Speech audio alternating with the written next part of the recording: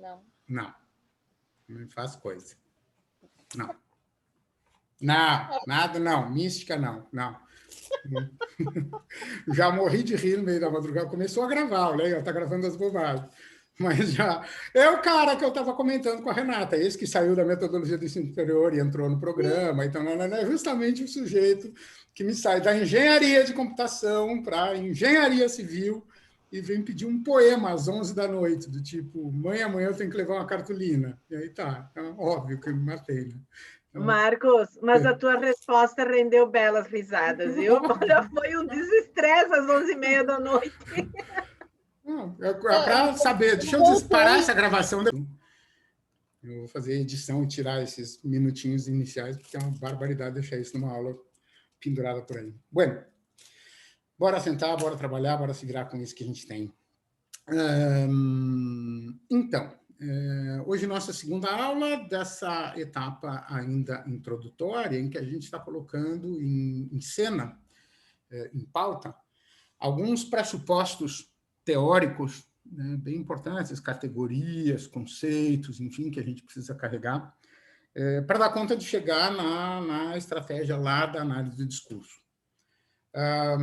Vocês já viram que eu sou sem sossego também com a questão das leituras, eu estou preparando uma coisa e estou lendo outra, estou vendo uma e já estou enganchando noutra. Uma das coisas que ontem mesmo, na disciplina de pesquisa, a gente conversou, que aquele texto do Michael Young faz uma excelente revisão da sociologia da educação, de um jeito muito crítico. E um jeito crítico que ele faz, ele vai colocar em questão justamente os expedientes utilizados por essas tendências pós-estruturalistas, pós-modernistas, que ele chama de socioconstrucionismo, construcionismo e tal, que são os pressupostos teóricos que o Laclau vai utilizar. Então, já começa dando-lhe laços por ali. Como eu estava preparando a leitura lá para a disciplina de pesquisa em educação, algumas pessoas que estão lá, Valesca está lá, Gabriel está lá, Gabriela está lá, quem mais, não me lembro quem mais estava por lá, acho que daqui do grupo, que está aqui no grupo, são esses que estão aí. Então, a gente já começou então, a mexer com isso, com esse texto lá, porque ele, independente da questão lá da pesquisa, que é a discussão paradigmática e tal, o que me importa sobremaneira que a gente possa trazer para cá, e se vocês tiverem a oportunidade, por favor, leiam, especialmente a primeira metade do texto, em que ele coloca em questão o expediente utilizado por aquilo que prevalece na virada, no estabelecimento da chamada nova sociologia da educação. Tá? São procedimentos de ordem epistemológica praticados a partir de uma certa virada dada pela entrada do Bourdieu na cena, especialmente Bourdieu como marca, e a partir de uma análise que o Bernstein vai fazer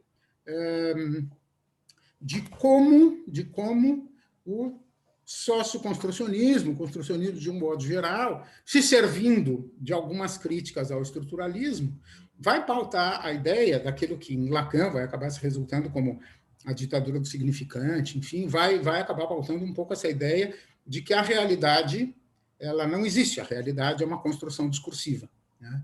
E ele vai mostrar, beleza, ela até é uma construção discursiva, porque como eu não tenho acesso à realidade em si, a realidade nela mesma, eu preciso do discurso como mediação, como palavra que recobre a realidade, então, portanto, aquilo com o que eu lido é com essas representações. Então, o Michael Young, ao tomar o Bernstein, ele vai fazer essa crítica mostrando como algumas tendências aí novas nesse arranjo, que vai resultar, que tanto por um lado, resulta no conjunto de teorias da resistência, da reprodução, com Bourdieu, Passeron, Baulos e Gintes, Baudelaire, Althusser e tal, também, tudo dentro da coisa da estrutura e do discurso, quanto da resistência. Por outro lado, Giroud, Enguita e companhia, ele vai trazer o Apple, vai trazer toda essa discussão teórica feita dentro da sociologia da educação. Então, um texto que vale super a pena. Não satisfeito com isso, eu segui ainda estudando, porque aí, para preparar essa leitura do Kozik, que a gente tem para hoje, eu fui atrás de fazer algumas leituras, e eu estou buscando, apesar da nossa disciplina estar pautada no entendimento, sei lá, vamos tentar aprender um pouquinho de como o Laclau propõe que se faça a análise política do discurso. Ele é um cara que não é unânime, ele não tem unanimidade em termos de aceitação no campo da ciência política. E eu tenho lido alguns trabalhos de crítica, e esse trabalho que eu coloquei para vocês hoje, que já coloquei no Moodle, que eu enganchei para a nossa leitura no dia 7 de abril. Tá? Esse texto eu faço questão que vocês leiam. O Michael Young, legal, quem conseguiu, boa, quem não conseguiu, tá bem.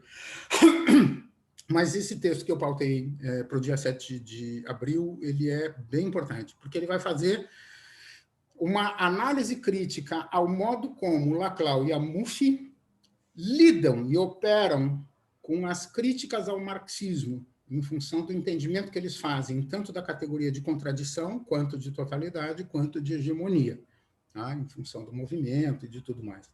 E é uma crítica muito rigorosa, muito minuciosa e muito rigorosa, pautada exatamente assim no Manifesto Comunista, no prefácio à Crítica da Razão, Crítica da Economia Política, e alguma coisa das teses contra Feuerbach, 18 Brumário e tal. Então, é marxismo mesmo, assim, um cara que domina isso, e ele vai mostrar a insuficiência do argumento do Laclau. Ele vai dizer que, cuidado, Laclau, do ponto de vista do arcabouço teórico, ele é frágil.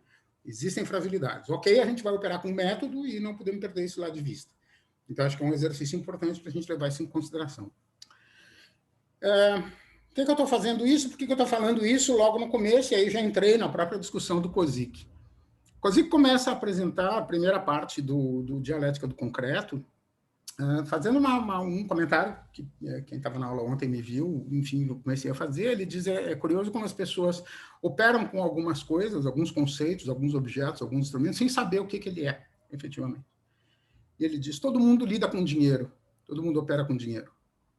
Ninguém sabe direito o que é dinheiro, né? O que é dinheiro do ponto de vista do que seja a teoria do valor, né? E de como isso se construiu, se estabeleceu como uma forma de representação, ou seja, é a cristalização, o dinheiro é a materialização, efetivamente, de um atributo simbólico que se aplica sobre o valor dos objetos e serviços.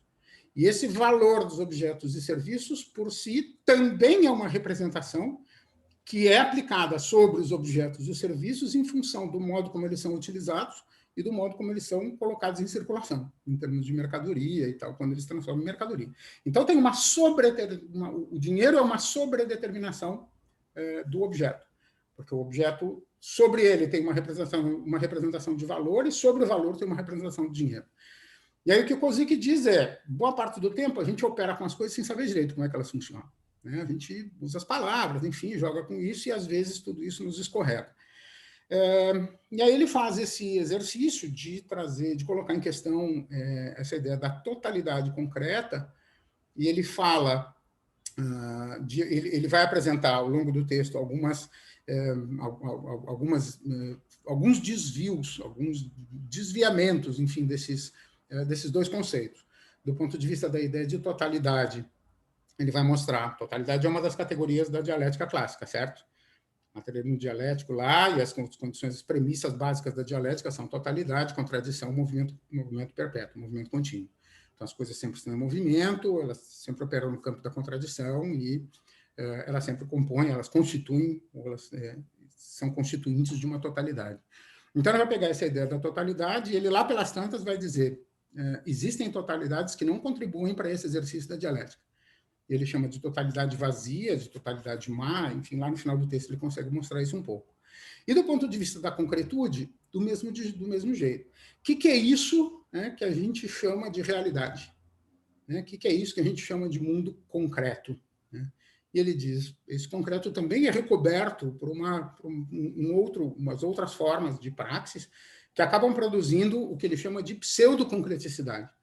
E aí, quando a gente constrói, quando a gente decide, quando a gente se aloja no interior desse campo, tá, que é o materialismo dialético, e a partir dele começa a experimentar algumas estratégias de conhecimento, Marx chamou de ciência, tudo a ver lá com o socialismo científico, enfim. Não vou entrar na discussão se é ciência ou não é ciência, foi pauta de outro seminário em que a gente discutiu esse estatuto. Vou aderir a isso, vou pensar no que o Kozik está dizendo, é que quando a gente vai fazer ciência ou quando a gente vai fazer filosofia, na verdade, a gente está colocando em questão o valor de verdade em circulação dentro de um campo de prática e dentro de um campo discursivo. É isso que a gente vai olhar. Então, como é que a gente investiga aquilo que aparece, aquilo que é essa superfície de fenômenos, essa superfície fenomênica, na direção de tentar encontrar o que ele chama de essência. Alertas já nos primeiros 15 minutos, 20 minutos de aula, vai levantar. Ele vai falar muito em estrutura, vai falar em essência, ele vai falar em fundamento, ele vai usar algumas palavrinhas que a gente hoje já reconhece que não são expressões adequadas para se chegar nesse ponto. Por quê? Primeiro, semana passada, quando a gente estava lendo o Blickstein, a Betisa trouxe uma questão a respeito de por que se superava, por que havia uma indicação, né, de que esse entendimento que o Blickstein trazia na semana passada, ele era da ordem do pós-estruturalismo, né, onde é que isso estava. Eu trouxe uma citação do Coserio, em que ele dizia que não se trata de...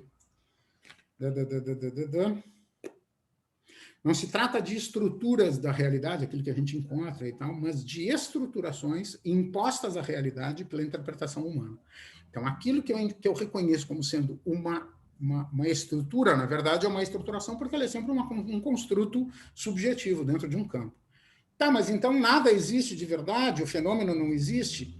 Existe, ele só é inacessível. Aquilo que o Blickstein nos mostrava na semana passada, a coisa em si, a realidade em si, ela continua existindo.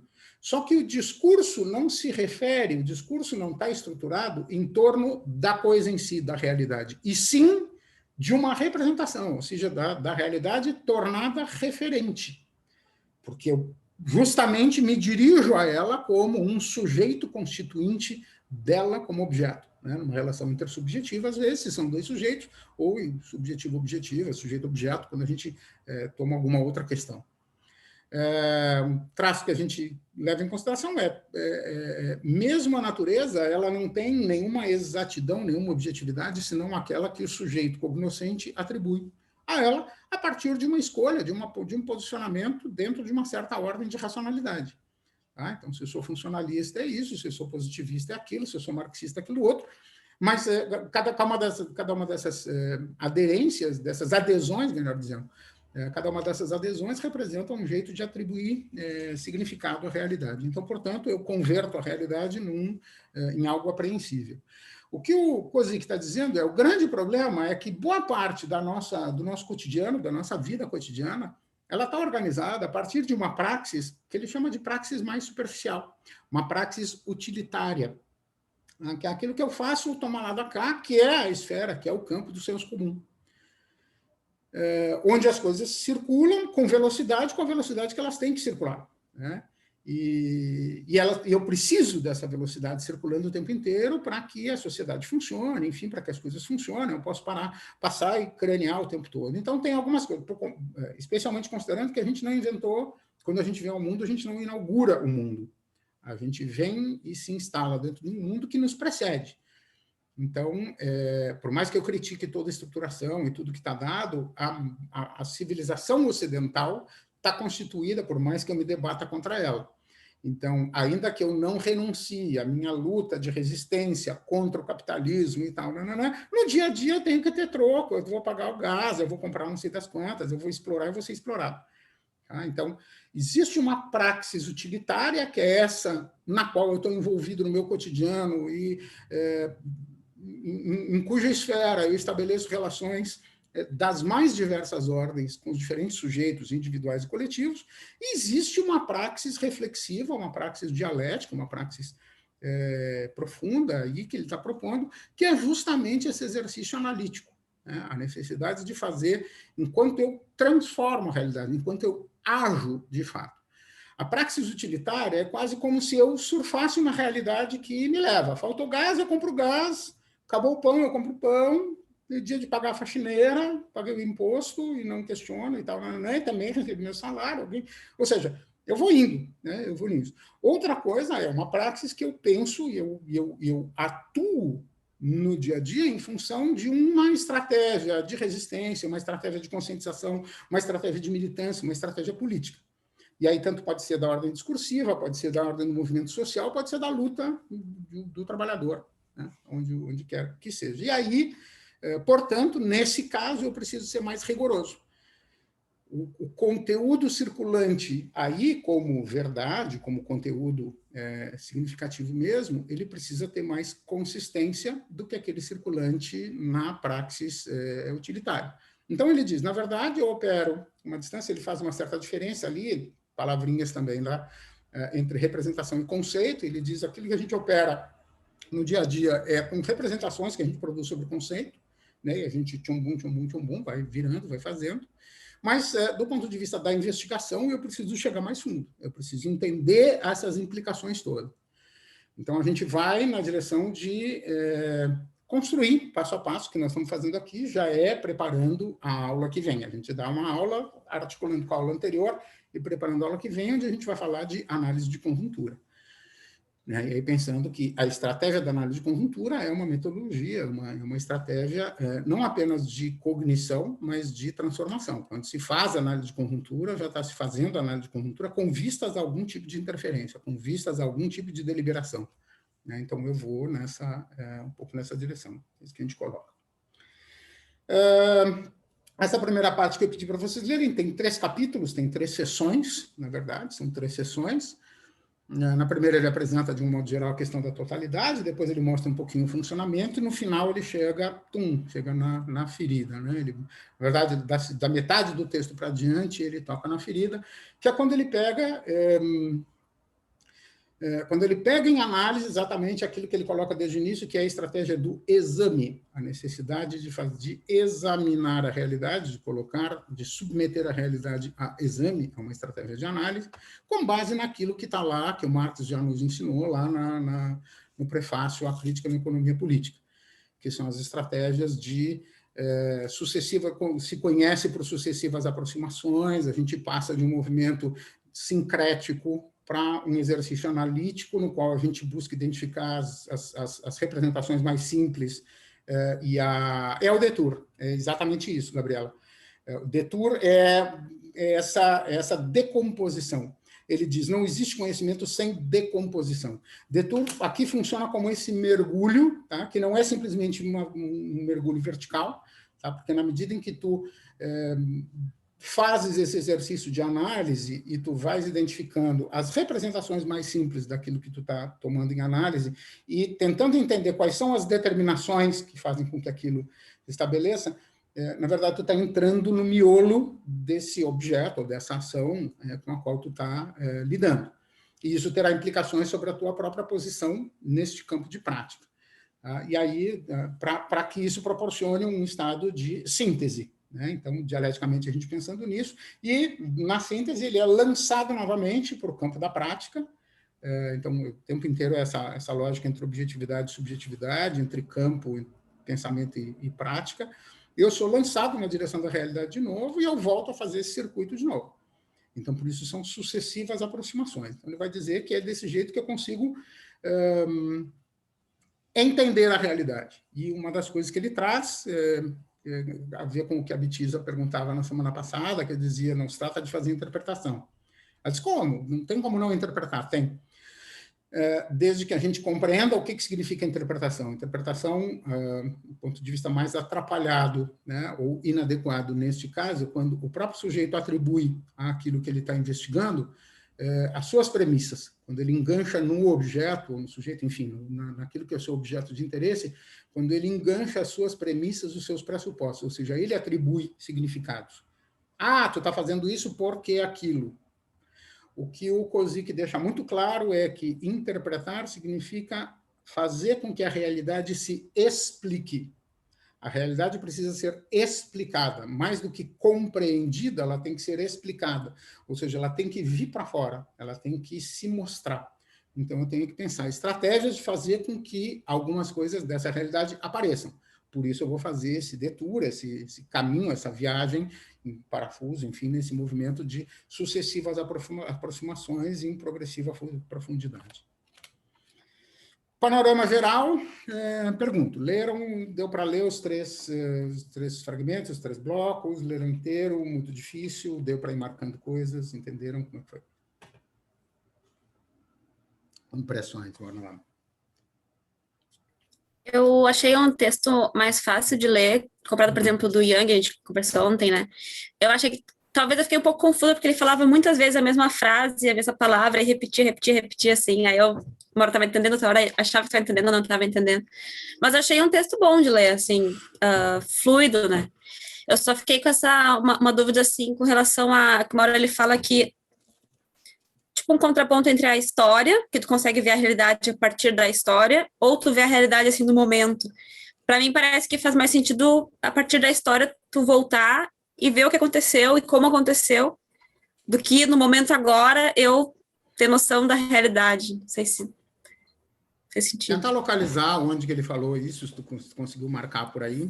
Sim. Me ocorre uma coisa, mas não sei, não vou avançar sem ter certeza de estar dizendo que eu... Não é o exemplo do político que todo mundo acredita que ele é honesto, depois ele mostra descobre que ele não é honesto, daí questiona se a realidade é o que as pessoas achavam na vida ou se a realidade histórica é o fato dele era corrupto. E localiza onde agora não tenho certeza. Eu tô procurando aqui, que eu lembro bem dessa parte de falar da história, e eu fiquei pensando assim, o que era fazer mais sentido, então, tu pensar na história ou no Gabriel, atual. consegue localizar isso que tu falaste, que tu mencionaste? Deixa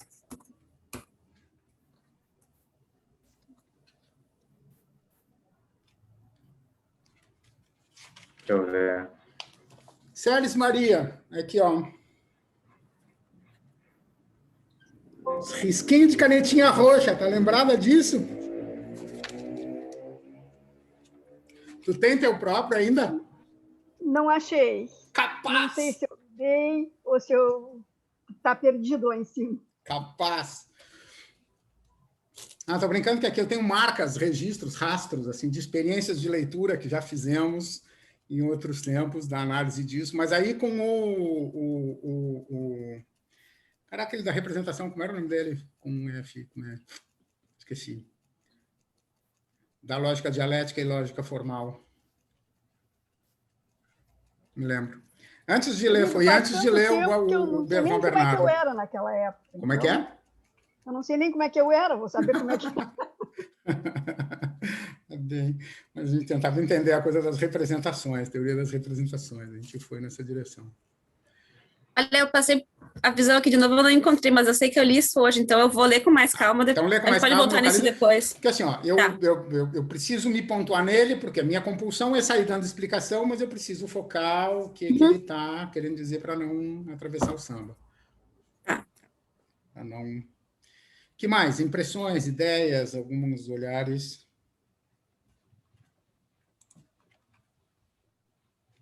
Marcos, Oi. eu fiquei pensando na sociologia do conhecimento. Sabe aquele livro, A Construção Social da Realidade, do Berger e do Luckmann?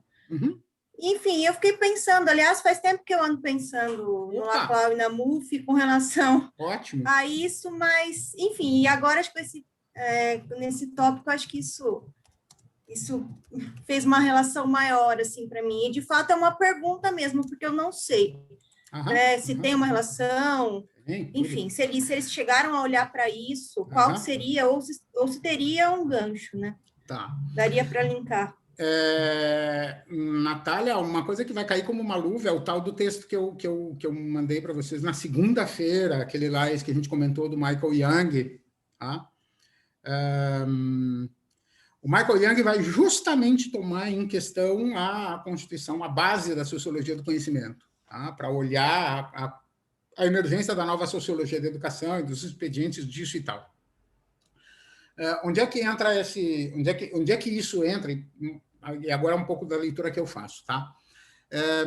Kozik vai produzir esse livro em anos 50, se eu não estou equivocado. Eu te dizer, final dos anos 50, ele produz essa obra Dialética do Concreto. Para a gente morrer de raiva, todos nós, nos cortar os pulsos, enfiar os lápis, as canetas nos olhos, assim, até furar os dois. ele tinha pouco mais de 30 anos quando ele escreveu A Dialética do Concreto. Né? Então, a pessoa não tinha mais o que fazer na vida, ela não trabalhava em home office, não tinha essa vida louca que a gente tem. Mas dá uma certa neura. Assim. Como é que um cara com 30 anos de idade me escreve um negócio desse? Mas, enfim, bora lá. O que eu quero pegar, Natália, tirando a besteira do caminho?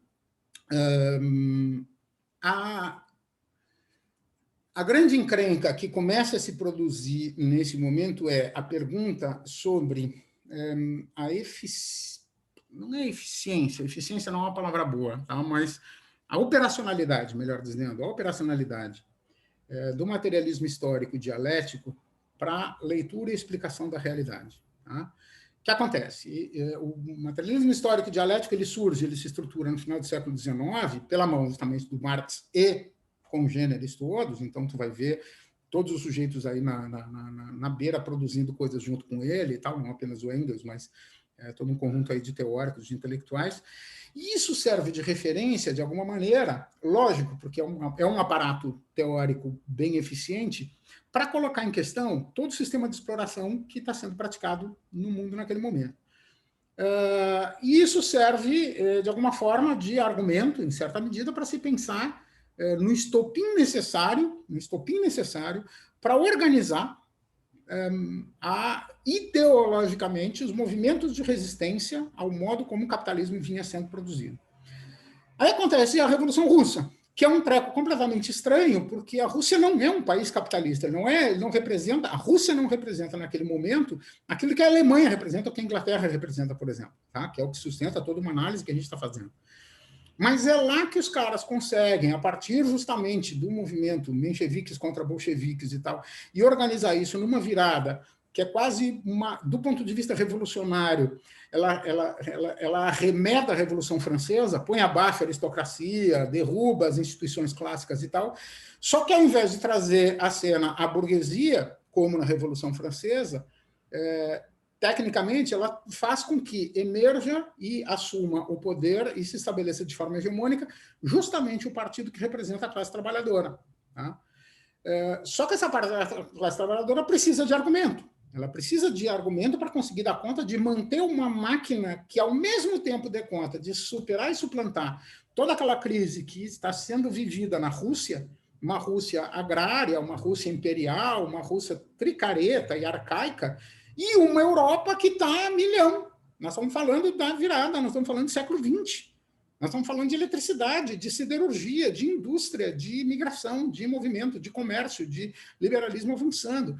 Então tem um movimento aí que, ao mesmo tempo, eles têm que dar conta daquilo lá e, ao mesmo tempo, eles têm que entrar dentro da cena. Como é que eles fazem? Eles não dá para fazer tudo ao mesmo tempo.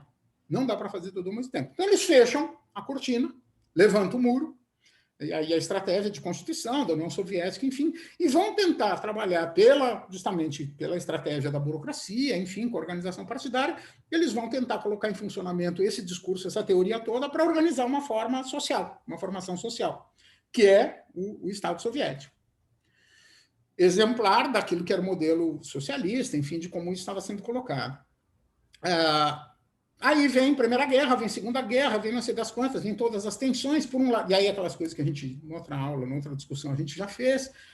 Por um lado, tu tem uma coisa meio esquisita que quem iniciou, quem desencadeou o movimento de derrota dos nazistas na Segunda Guerra foi, o que desencadeou o movimento de derrota foi a invasão, o combate, o enfrentamento dos russos, exatamente, os soviéticos que conseguiram botar para correr os alemães lá de cima. Tá? Então, o dia D, na verdade, é uma coisa muito mais emblemática do ponto de vista, então, os aliados vieram, mas os alemães já estavam enfraquecidos lá de trás, e é justamente a expansão daquele Estado completamente esquisito que consegue fazer isso vir. E quando termina a guerra, em tese, peraí, mas se os russos eram contra os alemães, e os americanos também, o resto do Ocidente também era contra os alemães, se tu é inimigo do meu inimigo, tu não é meu amigo? Não, não é.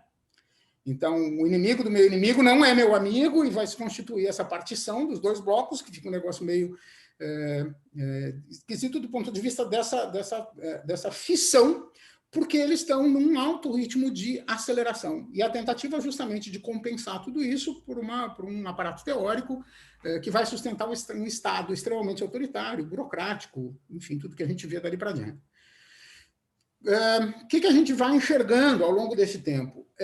Uma crise no Estado. O próprio Estado soviético, enfim, a ascensão do Stalin, por um lado, daqui um pouco Mao Tse-tung na China, a gente vai ver esses movimentos todos, isso já começa a representar uma certa crise naquela estrutura do marxismo. E a Segunda Internacional vai sinalizar isso.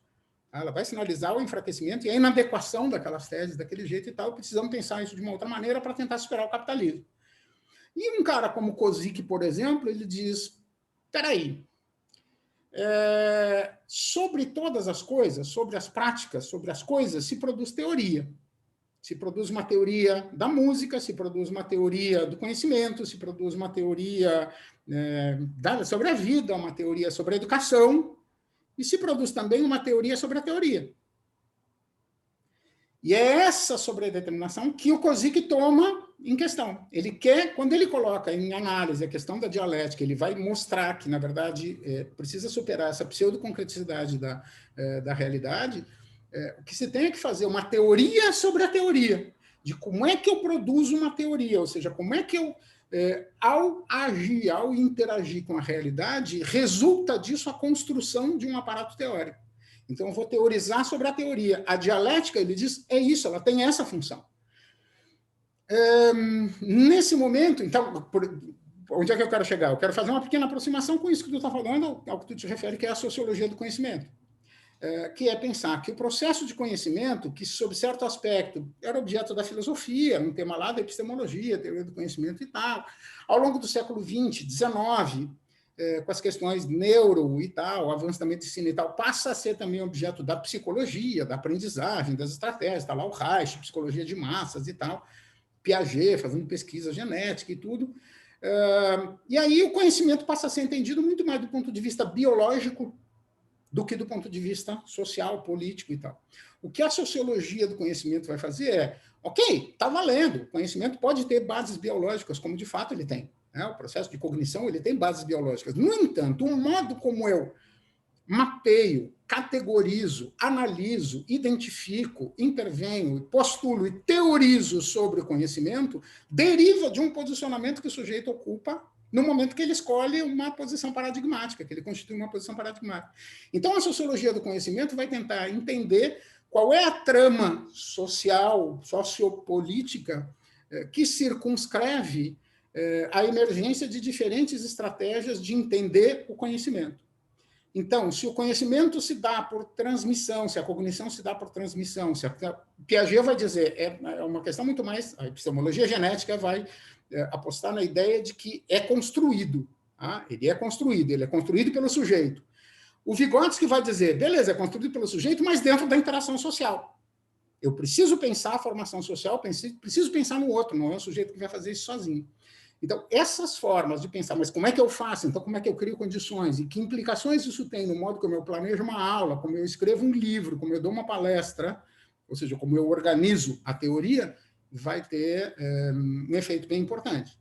Então, a sociologia do conhecimento, de alguma maneira, representa, assim, como a filosofia, enfim, é isso que a gente está olhando, e por isso eu falo, esse textinho do Young é bacana porque ele vai mostrar como é que a nova sociologia da educação, tomando como referência a sociologia do conhecimento e tudo mais, ela dá essa virada, ela dá esse pulo e enfrenta um certo ceticismo louco que está aí no meio do caminho.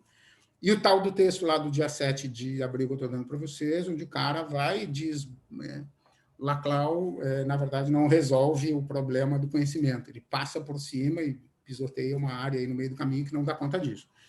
Então, só para mostrar que o Kozik, quando ele faz toda essa discussão, é uma discussão lógica. É uma discussão lógica. É lógica dialética, mas é lógica. Não é lógica formal. Por isso que, às vezes, é difícil a gente se movimentar. Sério, Lefebvre. Lembrei. Sabe, exatamente por isso que aquilo que constitui hegemonicamente isso que a gente chama de racionalidade ocidental é um certo modelo de lógica, que é a lógica formal. De um jeito lá inaugurada pelo Aristóteles, formalizada pelo Aristóteles, na sequência, depois todo o método empírico, ciência empírica e tal, até a gente chegar agora mais recentemente, mas é essa coisa dessa formalidade, a questão das argumentações, se isso, então aquilo e tal. A dialética vem romper com isso e dizer, existem outras lógicas. Há um outro jeito de se organizar logicamente. E o que o Kozik faz é justamente provocar isso dessa forma, dizendo que o modo como se produz uma teoria sobre a teoria, do ponto de vista dele, não é por formalização, não é por um expediente formal, é por um expediente dialético. É por um expediente dialético. Se é por um expediente dialético, eu preciso considerar as contradições. Na lógica formal, a contradição não é admissível. Na lógica formal, uma contradição é uma impossibilidade. Eu dali não me mexo. Há uma contradição, é um beco sem saída. Para a dialética, é exatamente o que eu preciso, é entender o efeito, o impacto, as implicações de uma contradição, de uma relação contraditória, de uma situação contraditória. Na lógica formal, eu preciso cristalizar o tempo todo, eu preciso do momento, daquela circunstância, daquele jeito, como uma abstração, uma possibilidade de produzir uma abstração. A formalização significa a abstração. A lógica formal é todo um movimento de construção que leva na direção do abstrato. Quando a gente fala criança pequena, vai lá, educação infantil, anos iniciais, ela vai lidando com a noção de número, material concreto, para conseguir fazer o quê? Formalização. Piaget nos ensinou, nós vamos sair do sensório motor, não sei o quê, operatório concreto, para chegar no lógico formal, que é então quando ele vai conseguir estar alfabetizado e tal. O objetivo da lógica formal é justamente a formalização, a abstração. O que o Kozik diz é: a abstração ajuda a mascarar. Por quê? Porque a abstração sempre joga para uma universalidade, para uma coisa que sai fora dessa totalidade realmente existente, do mundo que realmente existe, e vira um arremedo, vira um clichê, vira algo que tu coloca no lugar da realidade realmente vivida, então ela não serve. Então, para pensar na teoria sobre a teoria, ela precisa ser desbancada desse lugar, eu tenho que entender como é que ela é produzida. Então, o exercício esse desmantelamento, essa desconstrução da realidade, da totalidade concreta, mostrando a pseudoconcreticidade, a praxis utilitária, esses expedientes que estão muito presentes no nosso cotidiano, ajudam a entender onde o ponto de chegada é possível. Tá? Professor... Iris, só um pouquinho, o Clóvis tinha levantado o dedo. Desculpa, não tinha visto. Não, tá bem. É que tem uma estratégia que eu ainda não aprendi, que é uma mãozinha que as pessoas plantam no meio, assim. Tem uns que batem palma, enfim, mas tem um botão que aparece aí, que uma mão aparece, e eu fico vendo que tem uma mão lá pendurada. Aparecem as reações ali, daí eu fui cutucando, vendo as coisinhas ali, com medo de clicar numa coisa e atrapalhar todo mundo. Acho que é um pouco isso aí. Então, boa tarde, professor, boa tarde, colegas também. A segunda parte aí, professor Marcos, né, ele comenta sobre o Homo economicus, eu achei bem interessante essa parte, assim, né? Eu vejo que, né, a gente... Todos nós, seres humanos, né, nesse sistema que a gente está inserido, né, a gente vive dentro desse sistema, né, em que a gente vai aprendendo as leis e vai jogando com essas leis, vai agindo de acordo com essas leis, né, de acordo aí com a racionalidade aí e também, e coloca uma ideia aí do egoísmo também, né, acho que trazendo um pouco aqui o Smith, né, que ele coloca ali que todas as relações entre os seres humanos são contratuais, né, mensuradas por dinheiro, né, mesmo sem saber muito bem o que é o dinheiro, como tu colocava há pouco, né, tudo é comércio, né, instinto do ganho e poupança. Eu notei assim, fiz algumas anotações assim, notei que um pouco de uma certa angústia ele coloca essa espécie de constatação assim sobre a realidade, né? E se a gente olha uma certa noção que a gente tem da escola, né? A escola, ela tem essa pretensão de ser o local em que as crianças, os estudantes vão aprendendo toda a cultura acumulada pelo ser humano ao longo dos séculos para poder ingressar, de certa maneira, com uma certa consciência nesse sistema, né? Que a gente vive, os adultos assim vivem, né? Eu notei assim uma espécie de melancolia quando ele coloca esse tópico, né? Ele chega aí a pergunta minha, né, que eu queria colocar assim para discussão, assim, professor, não sei se de repente é uma pergunta de quem não tem uma visão um pouco mais abrangente do Kozik, inclusive desse livro, né, que eu acabei lendo essa parte que tu pediu. Ele tem se a gente vive nesse sistema assim, né, baseado nesse tipo de troca, nesse tipo de relação, nesse tipo de contrato, né? ele chega a propor alguma coisa diferente. Chega um momento assim que ele coloca lá o capitalismo, de repente, dentro dos sistemas que foram surgindo, de repente seja o menos pior. Eu notei que num dado momento ele comenta um pouco isso, né? Mas ele propõe alguma outra coisa?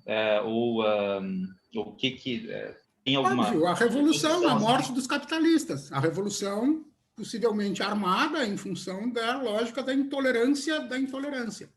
O princípio do Popper e o limite, o paradoxo da intolerância, ele está dado o tempo inteiro aqui como uma representação que a gente se dirige para um modelo de sociedade pautado pela democracia. Essa é a construção que se estabelece no horizonte a partir do século XIX. E a democracia vai operar com uma contradição, essa contradição entre a liberdade e a igualdade. Não cabem as duas coisas no mesmo lugar. Ou se trabalha pela igualdade, e aí, portanto, se tolhe a liberdade individual, não tem lugar para liberdades numa sociedade igualitária, ou eu opero do ponto de vista da liberdade, que é o campo do liberalismo, exato, e aí eu não tenho como manter a igualdade. Nós hoje vivemos numa sociedade extremamente desigual, porque ela está pautada eminentemente pelos princípios do liberalismo, ou seja, da liberdade, dentro disso aí. Só que a gente tem que chegar numa lógica democrática. A ideia é chegar num momento de democracia. O que a gente entende com isso? A derrubada desse sistema, desse modo de produção que opera do ponto de vista da apropriação dos meios de produção e da força de trabalho, pela alienação do trabalhador. Caminho para resolver isso? Revolução. Não tem outro. Inclusive, ele fala que a destruição da pseudoconcreteza se realiza pela praxis da crítica revolucionária na humanidade, pela humanização do homem, na qual as etapas decisivas são as revoluções sociais. Deixa claro isso. O processo é revolucionário. Nós temos que trabalhar dentro dessa lógica revolucionária. Precisamos entender que esse é volto a dizer, ele é um texto de 1959, ele é completamente datado, né? E tem uma série de questões aí que precisam ser pensadas até do ponto de vista do que seja a evolução do conceito de partido, tá? Porque o vetor organizativo, tá? O vetor organizativo da sociedade nesta época é o partido, não são os movimentos sociais. A gente vai ver uma modificação aí, especialmente nos anos 70, 80 para diante, que são as análises que a gente vai fazer mais para diante, onde tanto o conceito de classe se fragiliza, quanto o conceito de partido se fragiliza. Os conceitos. Na prática, a gente tem outras formas de arranjo. Na verdade, a gente entende que o conceito de classe e o conceito de partido não dão conta da intensa modificação, da intensa mobilização que acontece no campo dessas duas coisas, desses dois fenômenos que também estão existindo. Então, temos aí um entendimento do que seja revolução para o Kozik lá nos anos 50, do que seja revolução possível hoje em 2022. E a questão da melancolia é o óbvio, aqui, tu está num grupo, tu está dentro de uma disciplina em que não vai sair disso. Daqui não vai sair esperança, não tem, eu não acredito e vou contestar, não tem saída, não acredito nisso. Acho a Anne Frank uma trouxa, que ainda acredita nas bondades humanas, essas coisas. Acho isso, nada disso tem lugar aqui, é sempre um caminho pelo lado. Assim, nós temos que ir para a porrada e, bom, nós vamos viver a resistência, as práticas de resistência possíveis em pequenas instâncias de construção mais produtiva. Eu acho que prefiro acreditar em outras encarnações e outros tempos, outras formas de vida, porque eu acho que nessa nós temos que continuar lutando, mas não é bem assim, não é para nós. A gente vai ver uma coisa de movimentação, de modificação, de transformação social. Iris. Inédito, viável, então nem pensar, né, professor? Não. Tá, mas assim, a professora... Paulo Freire e Mário Quintana estão ali, assim. Mas nem, não era sobre isso, assim. Eu não sou da filosofia, né? Eu venho da história. Então, eu tenho muita dificuldade dessa discussão da lógica. Para mim, toda vez que faz essa discussão da teoria do conhecimento com retomada da lógica, os neurônios fritam, tá? Então, eu queria, assim, essa questão da lógica formal que leva a essa abstração, Então, seria essa lógica que não tem a participação dos agentes, que seriam os sujeitos. Então, essa teoria do conhecimento seria uma teoria do conhecimento que busca uma neutralidade, de forma, assim... Eu tenho um pouco... Eu não, às vezes, para mim, é difícil esse tema da lógica, assim. Colocasse duas coisas juntas aí, elas até acontecem, mas não uma por causa da outra, tá? A questão da neutralidade, por exemplo, nós vamos chegar nesse ponto. Essa história da lógica, ela começa como uma pergunta, assim, por que eu sei o que eu sei? Tá? Porque a humanidade começa a se fazer lá na sua origem, lá no começo do mundo. Então, assim, quando a gente renuncia à explicação das coisas, pautada nos mitos, nas alegorias, ou num Deus, ou enfim, alguma coisa assim. Então, eu renuncio aos entendimentos mágicos, né? E, de alguma maneira, não me satisfaço com o que eu tenho como senso comum. Uma das coisas que eu dizia também para o grupo ontem, assim, no momento que vocês entraram num programa de pós-graduação, vocês entram para um mestrado, para um doutorado, vocês perderam o direito de operar no campo do senso comum. Tá? Se querem ser chamados de doutores em educação, de mestre em educação, vocês têm que fazer mergulhos na direção de entender como é que a teoria é produzida, para entender como é que se produzem argumentos, e aí, portanto, a lógica, Iris, é fundamental para isso. Porque não basta simplesmente aderir a um autor, aderir ao outro, aderir a uma escola, porque de acordo com fulano, de acordo com Beltrano, o problema é dele, que ele pensa assim, quero saber o que tu faz com isso no teu dia. Né? E aí, como é que tu produz? Bom, como é que isso funciona? Historicamente, a pergunta é essa, assim, ó, como é que eu sei o que eu sei? Por que eu fico sabendo o que eu fico sabendo? Não, então porque eu passo pela experiência. Não, mas tem coisa que a gente sabe e não passou pela experiência. Tá, mas como é que funciona isso? Como é que disso resulta aquilo? E os caras começam a explorar e tentar entender, assim, como é que funciona a cabeça da gente? Como é que funciona o pensamento?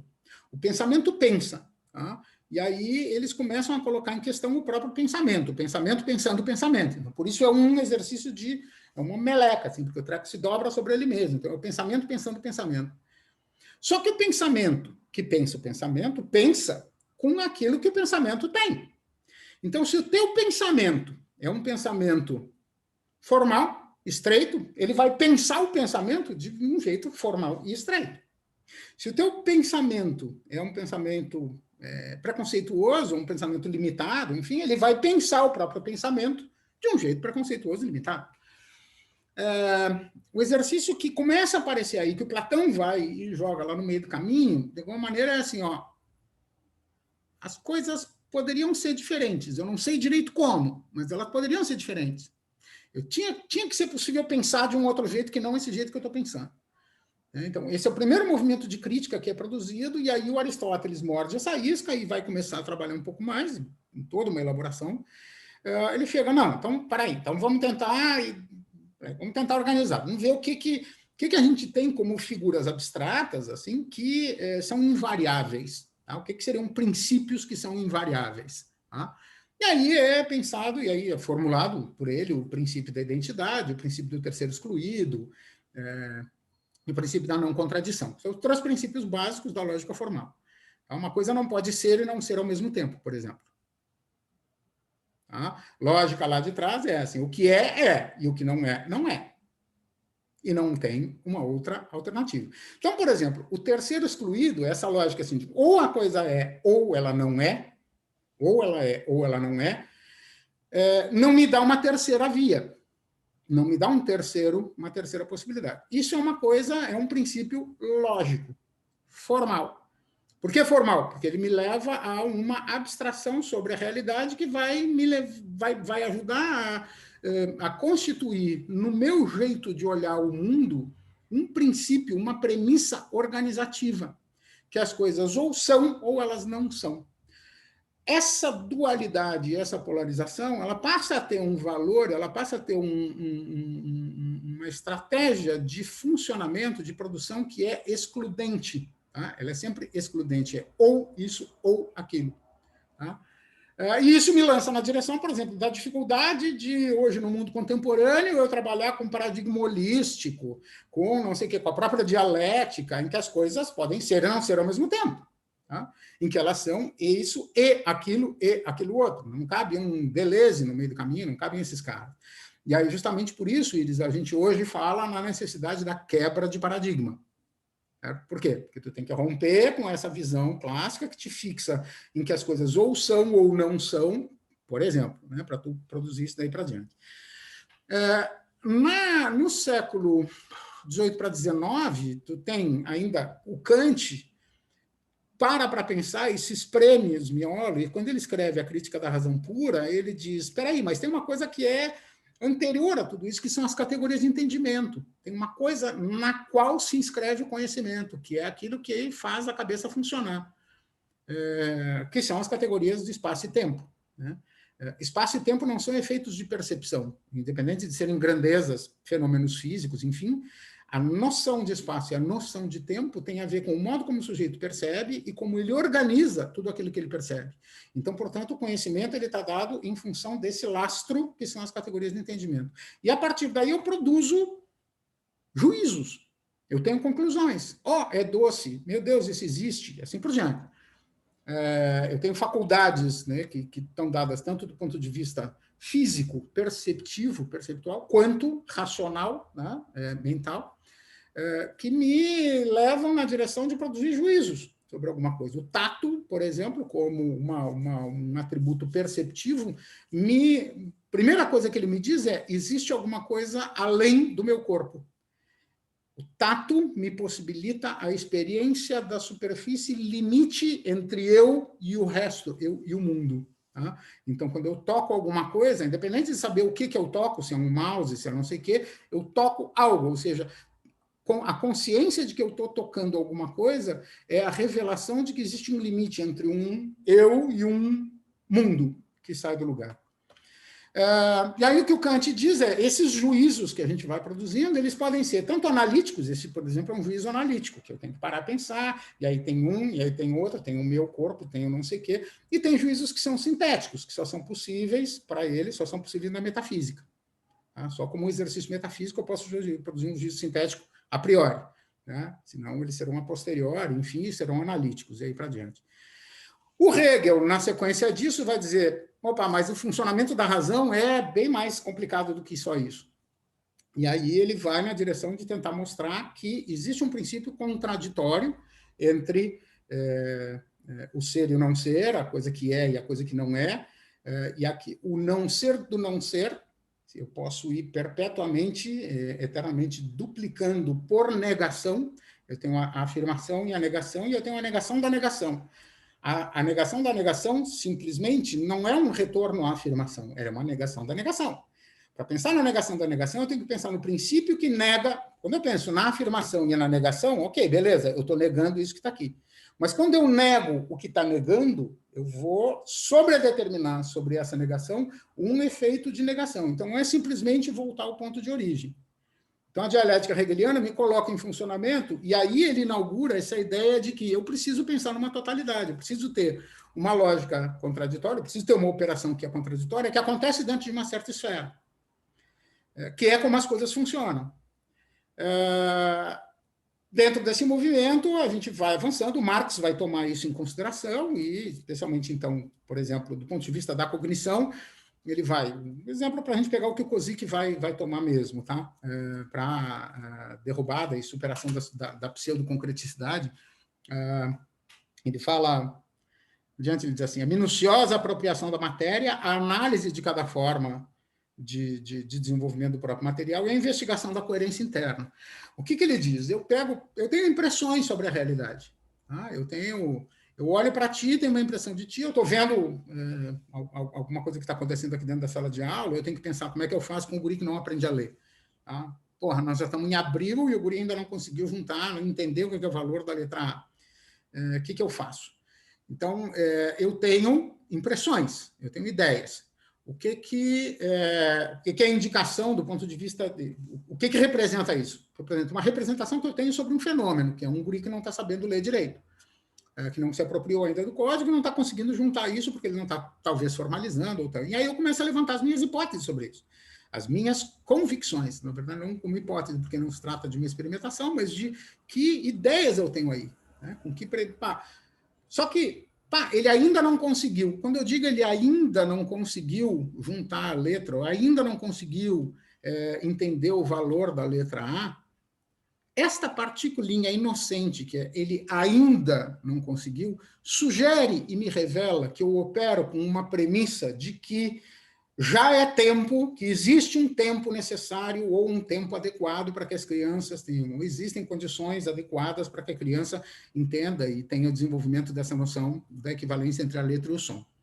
Então, pequenas partículas no enunciado das minhas convicções, tá, das minhas conclusões, dos meus juízos, me revelam que eu tenho representações mais profundas, tá, a respeito disso que está acontecendo. Isso é um exercício de análise.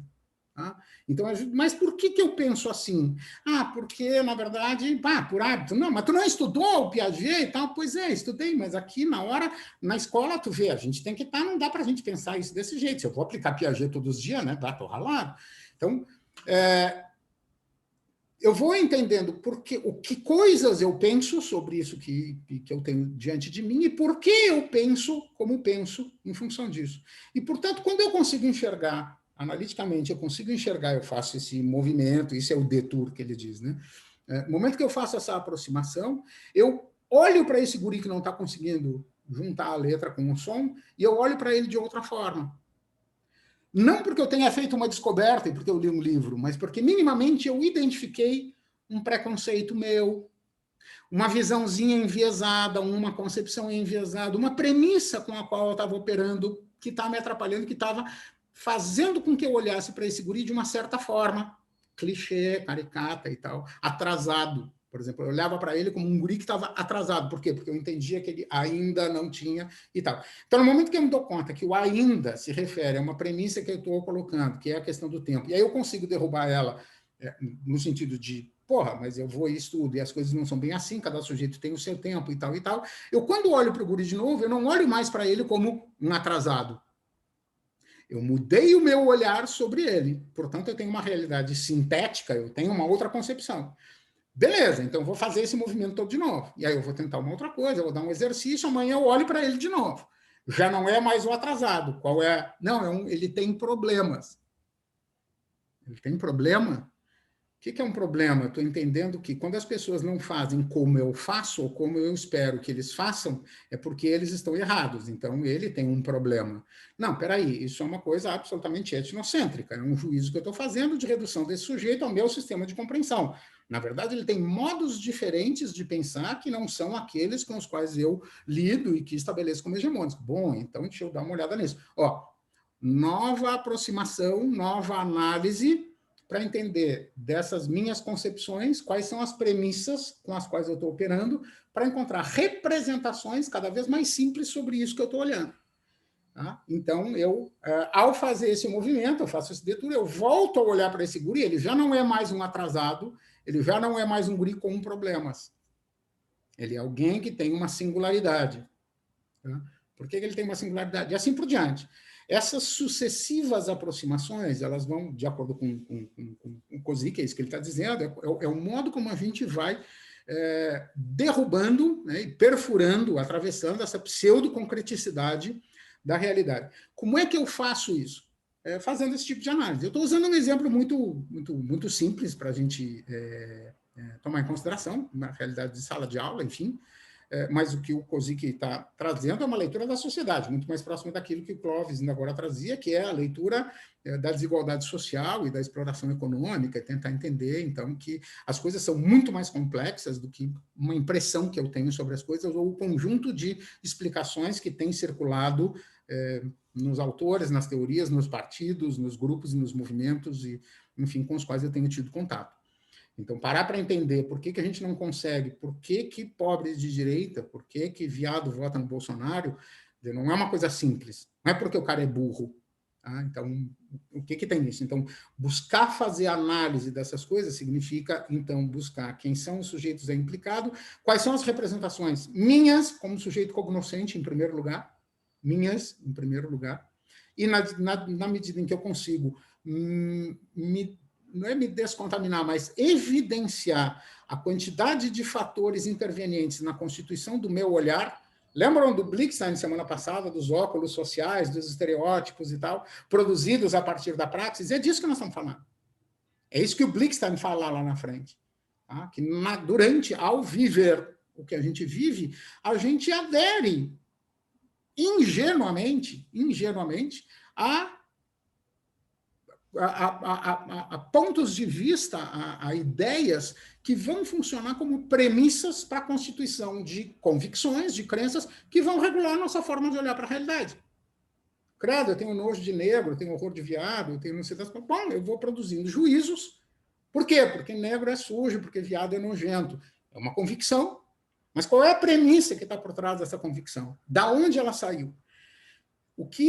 Aquilo que o Blixstein mostrava, bom, a gente fez aquele grande tour por aquele esquema, tá? E o que o Kozik, eu dei um pouco para trás para a gente olhar o texto do Blixstein é de 80 e alguma coisa, esse texto do Kozik é de, sei lá, 20 anos antes, e ele nos possibilita entender um pouquinho mais e dizer que aquilo que Blixstein lá está falando de discurso, de não sei o quê, é a tal da pseudoconcreticidade. É muito mais a praxis utilitária. Eu preciso de uma análise um pouco mais profunda, um pouco mais consistente. E é para onde nós vamos, semana que vem, fazer análise de conjuntura.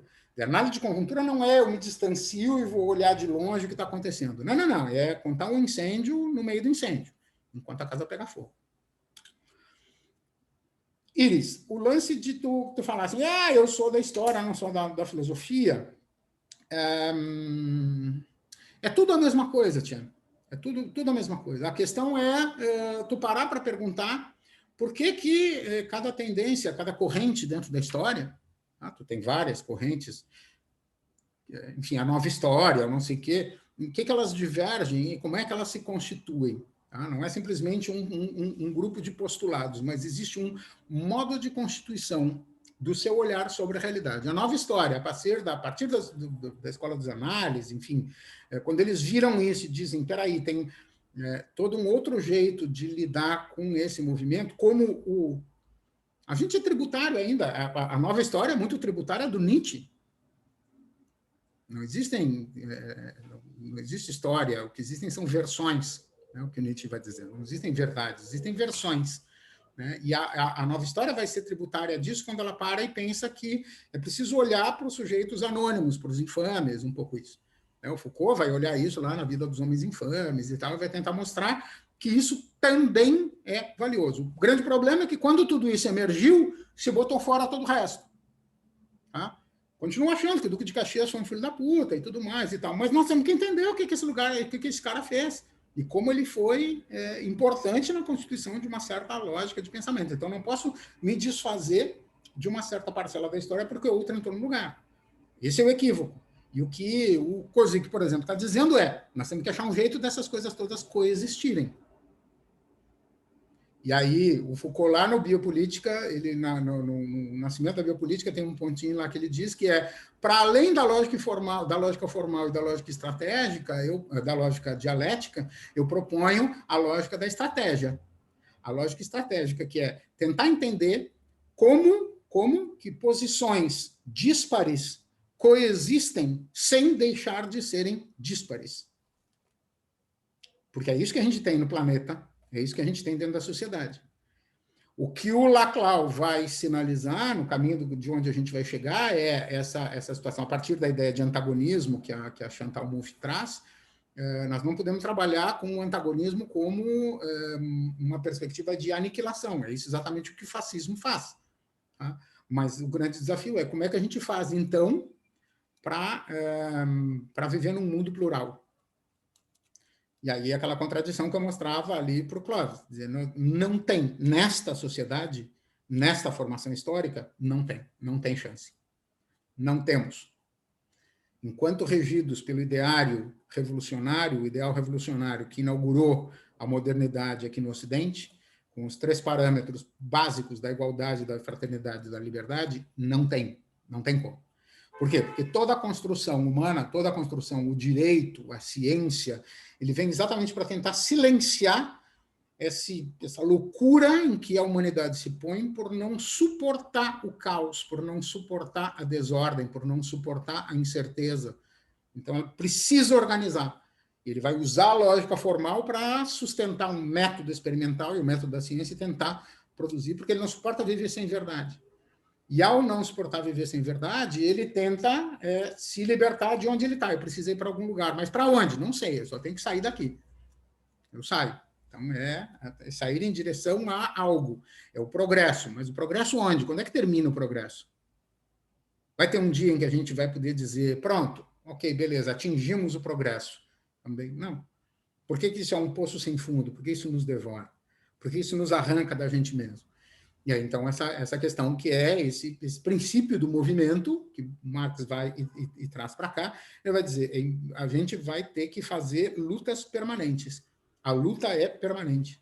Não tem como. E aí, por isso, toda aquela coisa, a crise do socialismo realmente existente, dizendo, mas tá vendo, o treco não funciona, porque a Rússia caiu, a União Soviética, olha lá, a China se rendeu para o McDonald's, para a Coca-Cola. Não tem. É um equívoco tentar reduzir um sistema desse tamanho a um modelo. Tu rompe exatamente com a perspectiva do movimento, tu rompe com a perspectiva da contradição. Bora, que mais? Marcos. Sim. Pegando o esse...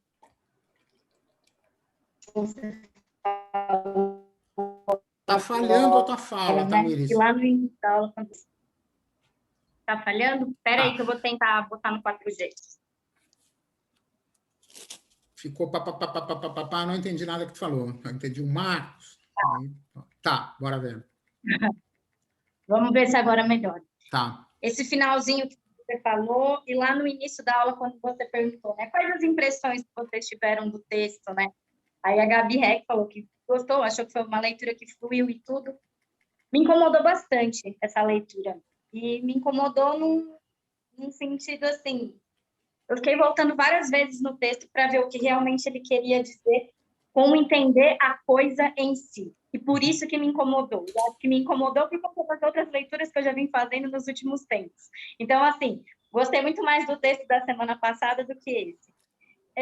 O que me pega aqui do Kozik, e aí também entendendo por que ele faz parte do cronograma da disciplina e onde você quer chegar, é assim, eu penso que ele faz uma ideia do conhecimento, né? A filosofia em si, ela vai ter que ir lá e estudar aquele conhecimento, ela vai ter que ver aquilo, ou seja, fazer uma análise do objeto em si, da sua estrutura. Por mais que o termo a essência, ele tem usado lá em 1959, isso tenha sido traduzido para o italiano, do italiano para o português. Enfim, tem todos esses problemas. Eu fico pensando que, no final do primeiro capítulo, ele propõe uma dialética do concreto. Se ele propõe uma dialética do concreto, ele está entendendo que esse concreto não pode ser a essência da coisa em si. Tem que ser muito mais, porque esse concreto não é a essência, esse concreto não é a pureza, é tudo, é o misturado, é o fogo e a gente dando conta do fogo. Você acabou de falar da conjuntura e do livro da semana que vem que nós iremos ler. Então, assim, me pega isso, sabe? Vejo problemas nisso. E, claro, ele pensa no processo da revolução, até porque ele foi alguém do Partido Comunista Tcheco que lutou a favor do socialismo, enfim, estava muito presente nele, né? E aí, pensando em tudo isso e pensando aonde você quer chegar, né? Na discussão da aula, na discussão do debate. Porque se a gente pensar semana passada, o Isidoro, que essa realidade, nós temos ela com óculos, né, com lentes sociais, nós temos corredores isotópicos. Por que o Caspar Hauser morreu? Porque ele não deu conta disso, ele subverteu essa lógica, né? Ele foi assassinado porque ele não quis ver, de uma certa forma, esse real a partir dos óculos que já existiam. Então, se o Kozik, ele quer a essência da coisa em si, eu fico pensando que ele faz um movimento do abstrato para o concreto, mas esse concreto não tem como a coisa ser em si, real, pura. Por aí, não sei se eu me fiz entender. Não, tá, beleza. O que a gente tem que ainda pensar é que, assim, eu relativizaria essa ideia do em si, da realidade em si, que o Kozik pondera. Por quê? Porque, na verdade, o que ele está diferenciando, quando é que ele usa a ideia de realidade em si? Quando ele fala a respeito da essência e tal, quer me parecer que ele utiliza esse tipo de designação quando ele polariza entre o em si e o para si. Ou seja, a realidade em si como sendo uma coisa que acontece independente da atenção interessada do sujeito cognoscente, né? E o para si quando existe uma intencionalidade de um sujeito cognoscente sobre ela. Bom, portanto, é como se a realidade continuasse existindo mesmo que eu não olhasse para ela, mesmo que eu não tratasse dela. Um pouco seria essa lógica. O Blixen, na semana passada, quando ele busca toda a estrutura da linguística e tal, ele nos mostra que existe uma diferença entre a realidade e o referente. O que é objeto do discurso é o referente, que é fabricado, por isso ele fala na fabricação da realidade. Ele fala o tempo inteiro na fabricação da realidade. E o Kozik também fala em fabricação da realidade. Ele diz, em dado momento, lá exatamente na terceira seção do texto, ele diz: a realidade é totalidade concreta. E totalidade concreta significa efeito da ação da praxis revolucionária sobre o mundo, enfim, da praxis transformadora. Não é simplesmente um sujeito que se distancia e produz um discurso sobre ela, né? O problema é eu recapar essa realidade com esse discurso e dizer só isso existe, não existe algo subjacente. Assim como no outro extremo existe uma verdade profunda, uma essência que precisa ser descoberta, precisa ser extraída das coisas. Eu tenho esses dois extremos e eu preciso deslizar aí no meio do caminho, tenho que me escapar um pouco desse negócio. Bom, por que me importa esse tipo de abordagem? Exatamente porque a crítica, toda a teoria do discurso, toda a estratégia da análise política do discurso, apesar de entender o discurso de maneira muito mais dinâmica, justamente a questão da conjuntura vai ser trazida, da formação social e tal, tem uma expurgação da contradição. A contradição é tirada do caminho. Isso é um problema que a gente vai olhar daqui a 2 aulas, a gente vai chegar mais perto de olhar para isso, que é, em Laclau e Mulfy, a questão da contradição ela sai do meio do caminho porque, no lugar disso, entra a disputa hegemônica. A noção de hegemonia vem quase ocupar o lugar dessa disputa que acontece no campo da contradição na história da lógica dialética mais clássica, mais tradicional. E aí a pergunta, que fim leva a contradição? Onde está a contradição? Como é que eu trabalho com a contradição no discurso, na análise política do discurso?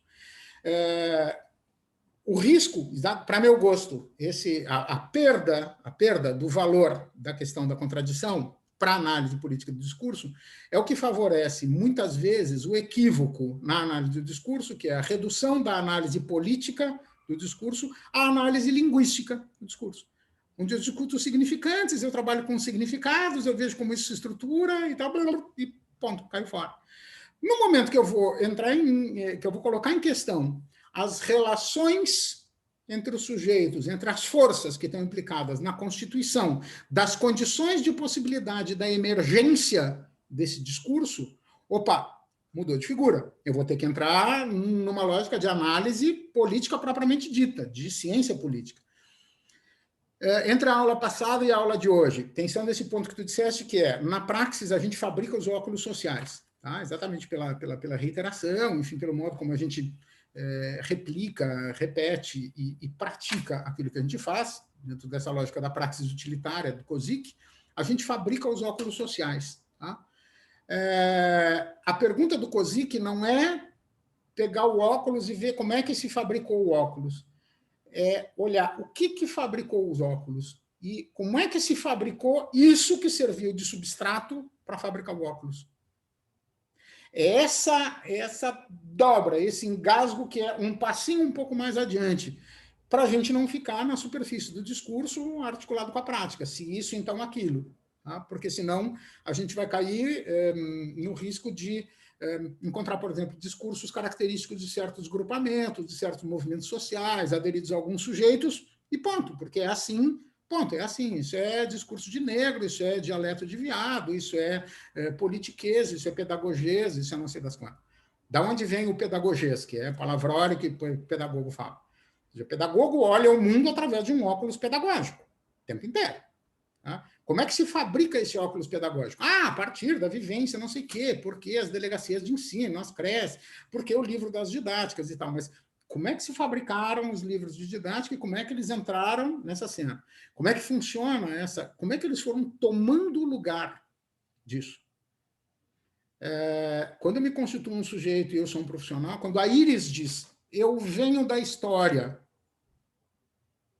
essa não, violão. Tu é ser humano que nem eu, nem cada um que está aqui.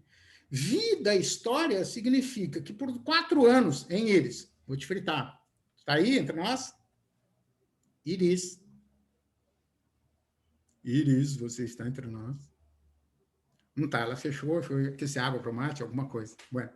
Mas essa coisa de vida história, o que representa dizer eu venho da história? Significa uma declaração de óculos social. Entendeu? Como é que esse óculos foi produzido? Como é que eu construí isso?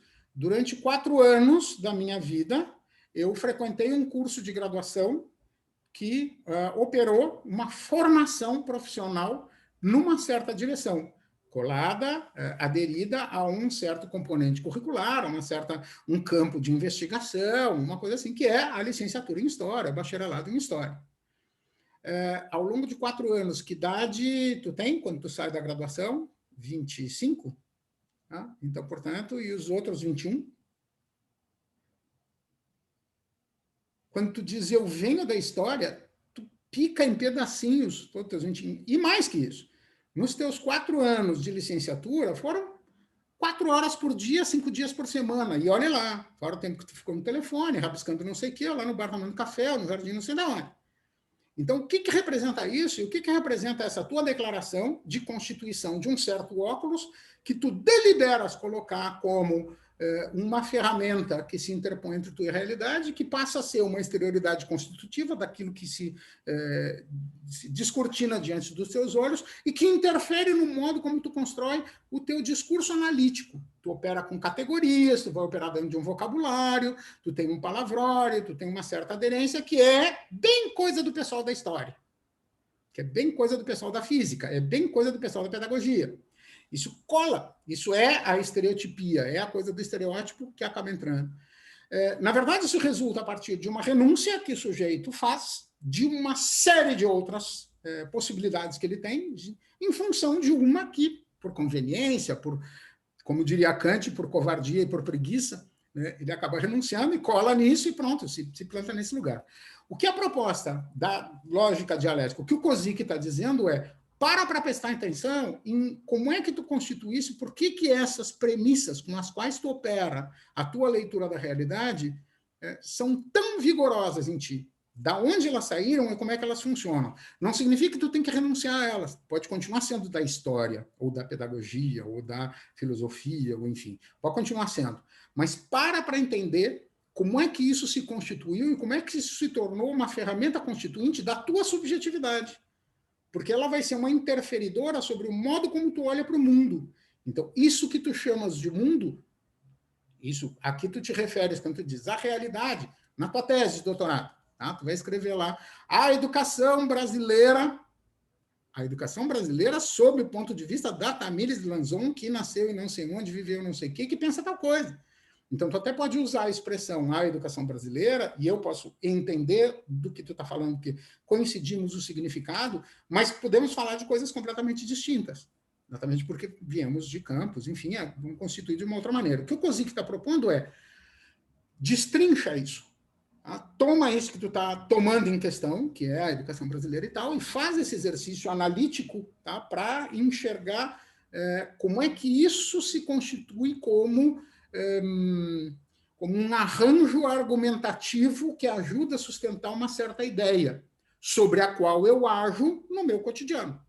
Tá? Então, na verdade, eu vou fazendo. E como ele diz, ao mesmo tempo que ele fala, temos que chegar na essência, temos que chegar na estrutura, ele é partidário da noção marxista lá. Não tem essência. A essência fenomenológica, aquela coisa que era o fundamento, o último, não é disso que ele está falando quando ele usa a palavra essência.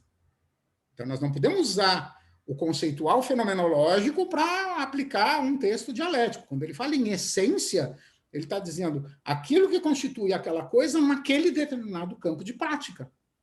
Por isso que ele vai dizer, não existe, lá pelas tantas ele vai falar da própria coisa revolucionária, e ele vai trazer ideias do tipo, um determinado regime ele não se estabelece como bom incondicionalmente, porque ele sempre vai depender de onde ele vai ser aplicado e quem vão ser os sujeitos que vão levar a efeito, e como é que ele vai ser implementado. Então, tu vai ter sempre esse degrau, tu vai ter sempre essa distância entre a representação e o conceito, que ele diz. Então, o que seria o conceito? Seria uma leitura mais crítica, uma leitura mais plural, tá? Partindo daquilo que é o entendimento que a dialética te proporciona, que é encontrar outras representações e outras determinações sobre aquilo que tu está tomando como análise, como objeto de análise, seja a qualidade da educação, seja a inclusão, alguma coisa assim. Então, meu objetivo ao trazer isso para cá é porque a gente vai tomar como referencial na disciplina uma metodologia, tá? Que é a análise política do discurso, que é tributária dessa discussão, que tem como ponto de partida uma crítica. Nós vamos ler daqui a 3 semanas um pedaço lá da hegemonia e estratégia socialista, em que o Laclau e a Muff destroçam o marxismo. Dizem, o marxismo acabou. E eu estou dizendo, para meu gosto, não acabou. Eu acho que eles têm leituras que são enviesadas, exatamente por isso eu estou buscando alguns leitores críticos e estava dizendo, eles às vezes dão ênfase demais a essa questão super discursiva, aquilo que a Natália ainda agora perguntou, que era a sociologia do conhecimento, que é essa sobredeterminação do discurso sociológico, do discurso educacional. Às vezes tem uma ênfase muito grande nisso, né? E a gente fica muito mais nessa esfera do que realmente pensando numa perspectiva democrática. Tanto é que aí tem dúvidas, aí as questões que a gente esbarra. O texto que eu estou propondo que vocês leiam para o dia 7, por exemplo, o cara cai de pau em cima da ideia de democracia radical, dizendo que isso é uma traição ao ideário marxista clássico. Que é uma traição porque abre mão da perspectiva revolucionária e acaba apostando na questão democrática. Eu acho que não sei, acho que não é, como volto a dizer, respondi para o Clóvis, acho que não tem saída e que não é para a nossa geração. Acho que a gente tem que ainda cozinhar um pouco mais essa discussão, porque eu acho que nem os modelos de revolução que a gente teve até hoje foram satisfatórios, tampouco os modelos de democracia. Tá? Os modelos de democracia que eu acho que eminentemente funcionaram, eles sem dúvida alguma trouxeram benefícios gigantescos para a classe trabalhadora, para tudo isso e tal, exatamente porque movimentaram então, a democracia participativa, algumas experiências que a gente teve, mas o problema a gente esbarra numa outra coisa, aí que eu disse, eu tenho horror da Anne Frank, porque tem uma coisa de espécie humana.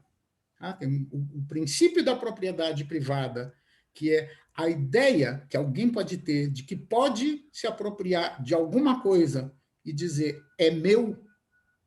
Qualquer coisa, esse óculos é meu, essa pessoa é minha, é meu namorado, a minha aula, os meus alunos, a minha casa, a minha batata. Não é. Nada disso poderia ser pensado humanamente como sendo de alguém.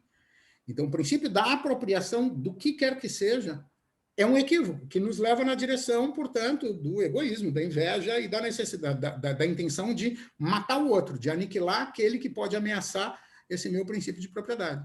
Como isso constitui a gente como humanidade, tem saída. A humanidade tem que se reinventar em Vênus, em outra esfera, sei lá, em outra era. Acho que não escapa disso. Mas, enquanto estamos aqui, bora arregaçar as manguinhas e dar-lhe pau nesses loucos que estão tudo solto rua fora, e nos estragando a nossa vida e a vida de um monte de gente. Tamires, faz algum sentido? Não te convenceu? Continua incomodada?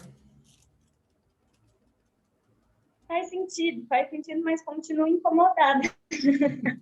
Por conta dos desvios, né? Que ele desvio é um termo que eu estou traduzindo, mas ele não usa a palavra desvio, né? Ele vai usar o termo lá. E aí eu fico com isso, sabe? Esse desvio. A ideia de prescrever, de achar que ele está prescrevendo algo, ou uma tentativa. Mas certo que sim, algo. Ele é um ideólogo em pleno fim da Segunda Guerra, no momento que o mundo está se organizando. 1959, Guerra da Coreia. Nós estamos à beira de ter Revolução Cubana, é claro que ele é prescritivo, ele é estou falando, ele é um guri de 30 anos, ele é um cara de 30 anos que escreve, sobe no caixote e escreve com o megafone na mão. Lógico que sim. Então, não cola nesse efeito, vamos tentar entender o que ele está... E até porque tem isso que tu está falando, tem a tradução da tradução da tradução, do tcheco para o italiano, do italiano para o português, a gente perde. Então, tem uma questão de entendimento que é como opera a lógica dialética, isso nos interessa. Tá? Que é esse movimento que a gente fala, não sei o quê, uma leitura dialética, porque é o princípio da praxis. Então, o mundo cospe praxis por aí afora, não tem a menor ideia do que seja praxis. Como se falasse na relação da praxis fosse uma coisa redentora. Não é. O que o Kozik está dizendo, existe uma praxis utilitária que reforça tudo isso. E uma praxis revolucionária que precisa ir aí. Só que quem fala em praxis hoje é da cultura da paz, não é da revolução. Então, como é que tu junta uma coisa com a outra? Não tem lugar nisso. Então, me importa essa leitura. Eu teria como possibilidade, por exemplo, a gente ter lido o próprio prefácio à Crítica à Economia Política, do Marx, que é vigoroso, e onde ele vai falar da coisa da leitura sincrética, do expediente de análise, do colocar em exame. Está no rodapé, tem uma nota de rodapé do Kozik, acho que é a primeira, a segunda nota de rodapé dele, em que ele descreve como é que funciona o exame que o Marx pratica lá dentro da... Já vou dizer para vocês. Que está no Capital. Está na página 16, é a nota 4. Tá? Ele diz: o Capital de Marx é constituído metodologicamente, a nota de rodapé. Está na página 16. Mas seria tentar chegar nisso. Eu acho mais complicado. Eu acho que o Kozik nos facilita a compreensão, porque ele já opera com algumas categorias que vão nos ser mais importantes, caras, que é a ideia de representação, de conceito, né? Então, desse tipo de movimento. Então, estou fazendo aproximações. Meu principal objetivo é que a gente chegue na semana que vem, que também vamos fazer a leitura do Betinho, com atravessamentos, porque é um texto instrumental, ele é bem pragmático, ele foi feito especificamente para a formação de agentes de um movimento social, dentro do IBASE. Então, ele sistematiza uma prática que, na verdade, vem sendo praticada há muito tempo, esse movimento de análise de conjuntura, como fazer análise de conjuntura. E toda sistematização sempre implica em perda, porque ela caricatura, ela sempre perde a variedade no momento que ela tem que trabalhar a generalização. Então, talvez, se por um lado ele é um texto rápido, fácil de ler. Aliás, por favor, pessoal, assim, especialíssima atenção para o prefácio, tá? O prefácio o livrinho é bem pequenininho, aquele Como se faz análise de conjuntura. O prefácio são 2 páginas, mas são 2 páginas que são, para meu gosto, pérola. Assim, ali ele dá o tom na coisa, um texto que é atualíssimo do ponto de vista do que seja o entendimento da realidade, tá? E como é que ele se movimenta nessa direção. E aí a gente vai avançar de tentar entender, e aí nós vamos juntar essas 3 aulas, que são a da semana passada, com esse entendimento todo geral da linguagem, questão da significação. A aula de hoje, um pouco geral sobre a estratégia, a perspectiva da lógica dialética e da praxis revolucionária e tal. E a da semana que vem, a gente vai tentar olhar, então, como é que a gente olha para o mundo, enfim, como é que eu categorizo isso do ponto de vista do movimento social, tá? Entendendo que é uma estratégia dos movimentos sociais. Tá? Betinho não leu Laclau, Betinho leu muito Marx. Então, estamos dentro desse campo. Para depois, então, chegar no Laclau. Então, a gente chega com um arsenal já mais ou menos organizado com... E aí que tá, eu estou fazendo questão de oferecer para vocês, o que eu estou fazendo ao longo dessas 3 aulas ajudando a construir um certo óculos, através do qual todos nós olharemos para a teoria do Laclau. Então, a gente vai ler Laclau, ok, beleza, e vamos ler Laclau em primeira mão, a gente não vai ler o comentador do Laclau e tal, vamos ler depois o que é feito do Laclau, mas para chegar no Laclau, eu estou propondo que a gente faça com uma leitura de marxismo, da coisa do marxismo. Uma experiência que eu acho que é curiosa, pensada, é que sempre vai ter esse desmantelamento. Assim, mas, Renata, está de grátis o PDF também, é só baixar, está ali no Moodle, só baixar o PDF, não dá Ibope para a Amazon nisso. Para os obsessivos que gostam assim, de enfileirar, tem o papel, que gostam de enfileirar. Foi só um... Né? Tá bem. Ontem a Gabriela comentou de uma coisa que ela se surpreendeu ao ler um outro texto e tal. Ela disse: eu estou com raiva de mim porque estou me dando conta como eu sou ingênua, dizia ela ontem, porque eu começo a ler né? Eu começo a ler o texto e vou concordando com o cara, e vou entrando na dele, dizendo, é isso mesmo. E aí, no parágrafo seguinte, ele desmantela tudo que ele disse, dizendo, não é nada disso. Aí eu quero a morte, porque assim, eu estava colando, eu estava gostando, eu estava acreditando, eu estava aderindo, e aí ele desmantela tudo aquilo. Então, aí ele começa de novo, e eu vou entrando de novo, e ele desmantela de novo. Assim funciona. A gente vai operando com as premissas, vai estabelecendo conexões, e sim, vai aderindo ao que os caras estão trazendo. Cada um de nós a seu modo. Os freirianos vão fazer isso, os marxistas de tal jeito, os Foucaultianos de uma outra maneira, e assim por diante. Cada um vai, os psicanalistas e tal, freudianos, lá se vão. E os laclauanos também, Laclau favorece esse tipo de coisa. Existe todo um grupo, toda uma escola, todo o pessoal, assim, tem a Associação Nacional, sei lá o quê, da análise do discurso, e tem todas essas coisas que eu acho que tudo vira igreja, eu acho que vira meio complicado. Então, eu faço questão de ficar semeando prego e percevejo no meio do caminho, assim, para pisotear e fincar os pés. Ou seja, a cada texto, tentar fazer uma leitura de algum que coloque isso em questão, tá? E a gente reconhecer a plausibilidade da crítica, tá? Então, tentar pensar, tentar exercitar a diferença de leitura exatamente como um exercício de crítica, tá? Não é para atacar, não é para derrubar, não é para desfazer da teoria. Eu continuo gostando do Laclau, o objeto da disciplina é Laclau, a gente vai trabalhar com análise política do discurso em Laclau, mas nós não vamos, por isso, fechar os olhos às diferentes críticas que são feitas, tanto do ponto de vista político, quanto do ponto de vista linguístico e pedagógico, enfim, que vão aparecer. Então, é um pouco esse exercício que também a gente vai encontrar ao longo do semestre, tá? Feito. 15 para as 4. Lá nos vamos. Qualquer coisa, escrevam. A gente, semana que vem vai ser uma semana curtinha, tem feriado e tudo. Então, tem Semana Santa, Coelhinho da Páscoa, essas coisas todas. E, enfim, a gente vai indo aí a galope no nosso cronograma. Semana que vem, então, a gente tem isso, como se faz a análise de conjuntura do Betinho, está disponível ali. Se alguém tiver algum problema, alguma dificuldade no Moodle, ou no Drive, ou, enfim, me escreva, tá? Não tem problema, a gente vai se resolvendo nesse caminho.